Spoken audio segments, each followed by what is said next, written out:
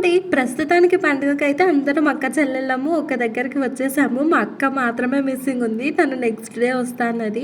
పండుగనే కాకుండా ఇంటి దగ్గర కూడా నాన్న వాళ్ళు కొంచెం పని చేపిస్తున్నారు. ఆ పని కోసమని ఇటుకలు మోస్తున్నారు.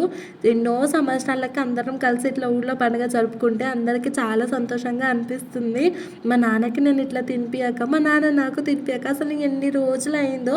కలిసినప్పుడల్లా, వచ్చినప్పుడల్లా నాకు కంపల్సరీగా కాలొత్తుతాడు. నన్నైతే ఆఫ్‌కోర్స్ అస్సలకే పని చేయించడు. కానీ తినిపియక మాత్రం చాలా రోజులయ్యింది.